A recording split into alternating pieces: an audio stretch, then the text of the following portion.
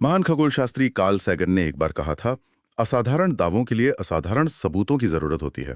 बिल्कुल। और आज हम जलवायु परिवर्तन से निपटने के लिए एक ऐसे ही बहुत असाधारण और कह सकते हैं विवादास्पद विचार पर बात करने वाले हैं। हाँ, ये काफी हटके प्रस्ताव है। ये विचार एंडी हवर्ली नाम के एक सॉफ्टवेयर इंजीनियर के RASIV पर छपे शोध पत्र से आया है। दिलचस्प बात यह है कि उनका इस फील्ड में कोई फॉर्मल अनुभव नहीं है।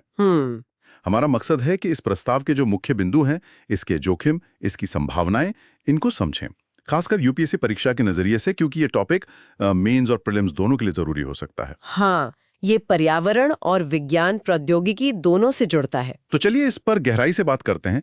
तो ये प्रस्ताव आखिर है क्या ये सच में समुद्र के नीचे परमाणु विस्फोट करने की बात है? परमाणु विस्फोट ही इसका मकसद है एनहांस्ड रॉक वेदरिंग, जिसे ERW कहते हैं। हाँ। उस प्राकृतिक प्रक्रिया को बहुत तेज करना। अच्छा, ERW। ये कैसे काम करता है? देखिए, विस्फोट से क्या होगा कि समुद्र तल पर जो बेसाल्ट चट्टानें हैं वो बिल्कुल पिस जाएंगी, मतलब पाउडर जैसी हो जाएंगी। और ये पिसा हुआ पदार्थ फिर हवा से या कहीं पानी में घुली कार्बन डाइऑक्साइड को सोखेगा और उसे ठोस खनिजों में बदल देगा।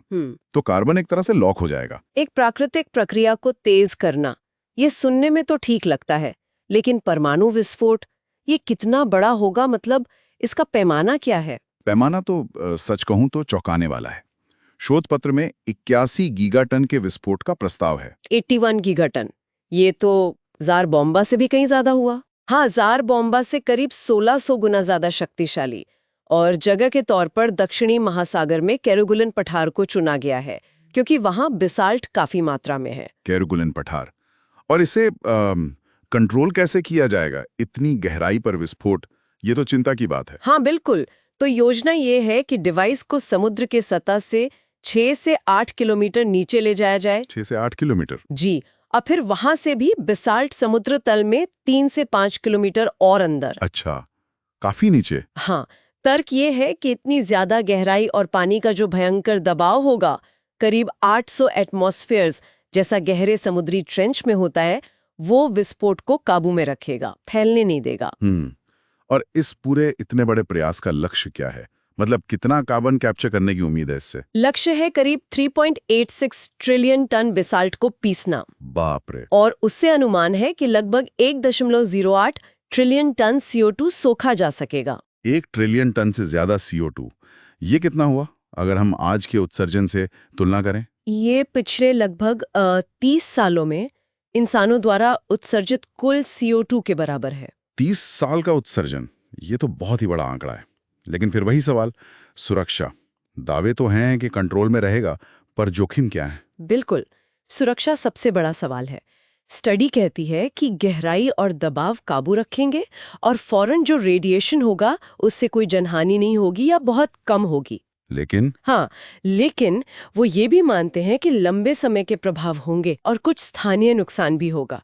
मतलब विस्फोट वाली जगह के पास समुद्र का एक हिस्सा दशकों तक जीवन के लायक नहीं रहेगा। दशकों तक?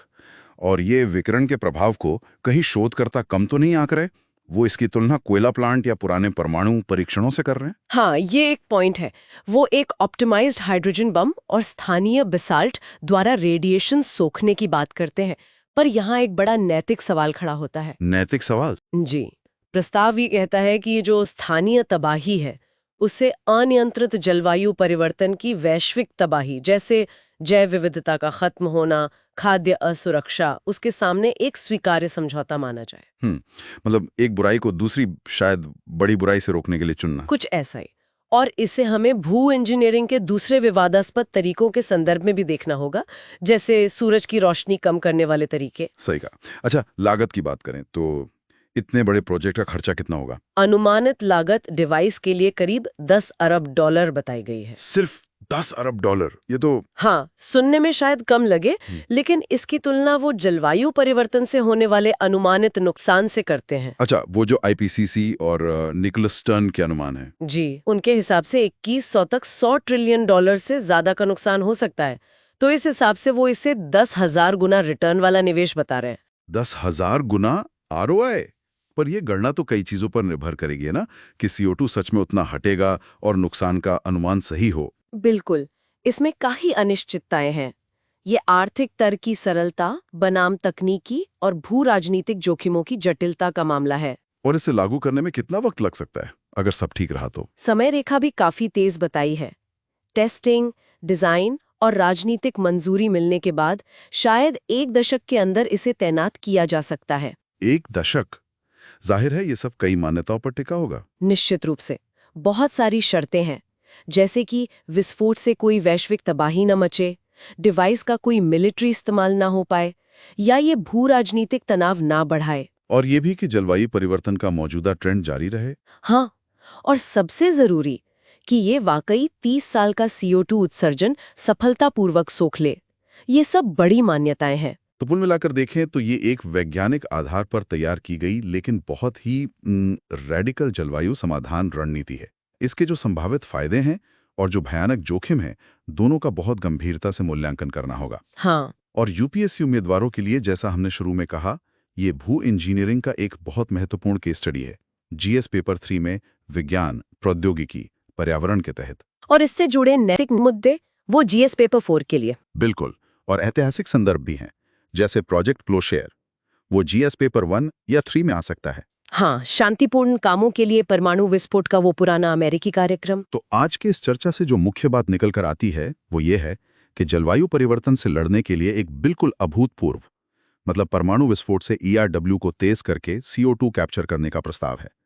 क्षमता बहुत है, लेकिन जोखिम और नैतिक सवाल भी उतने ही गंभीर हैं। और ये हमें इस अंतिम सवाल पर लाता है, क्या जलवायु परिवर्तन का जो बढ़ता संकट है वो हमें ऐसे चरम, शायद खतरनाक उपायों पर गंभीरता से सोचने को मजबूर कर रहा है? क्या संभावित फायदे सच में इन विनाशकारी जोखिमों से ज्यादा हैं? ये एक ऐसा सवाल है जिस पर दुनिया को बहुत गहराई से सोचना होगा, बहस करनी होगी। बिल्कुल। तो अगर श्रोताओं को ये विश्लेषण उपयोगी लगा हो तो कृपया लाइक करें, सब्सक्राइब करें, और अगर आपके कोई और सवाल हैं तो नीचे टिप्पणी अनुभाग में जरूर बताएं। हाँ, आपके विचार जानना चाहेंगे। अगली बार तक सीखते रहें।